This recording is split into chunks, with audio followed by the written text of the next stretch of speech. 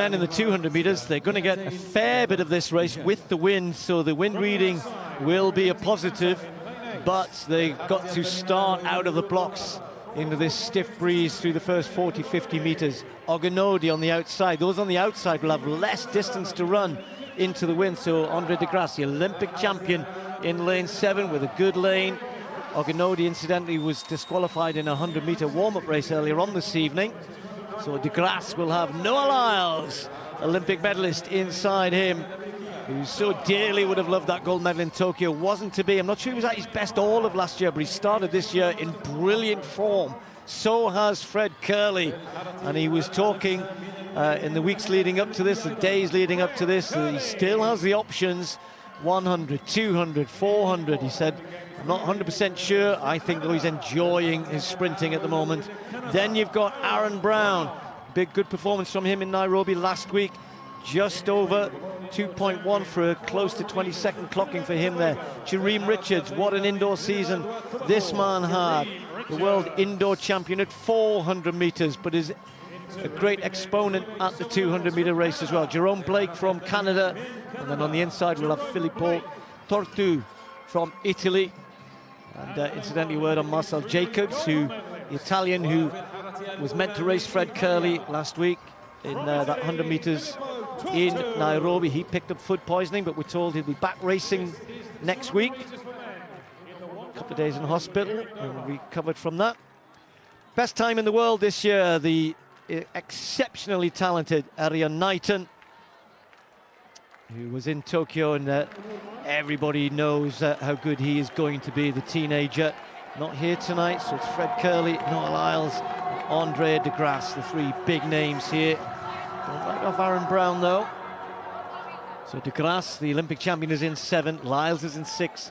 Kerley can watch the two of them, a big tall figure in lane 5. Olympic silver medalist over 100 meters.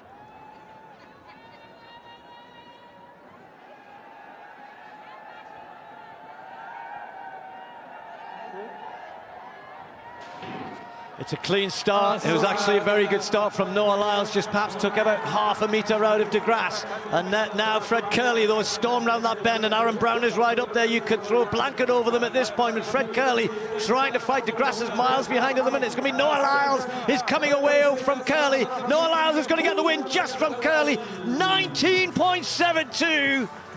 And the outside lanes meant they didn't have too much to run into this breeze, and after that it was with them all the way down the home straight, and you could see how much that was carrying them through. Sadly, it's just over plus 2.1 meters per second, so that time will not be a legal time, and it won't be a meeting record either. But for Noah Lyles, that's a big victory over Fred Kerley, just reminding him who's the specialist perhaps at 200 meters. De Grasse was the one, I think, who will come away with this thinking, I've got work to do. He has got work to do, but Noah Lyles, you're absolutely right, 2021, not his best year.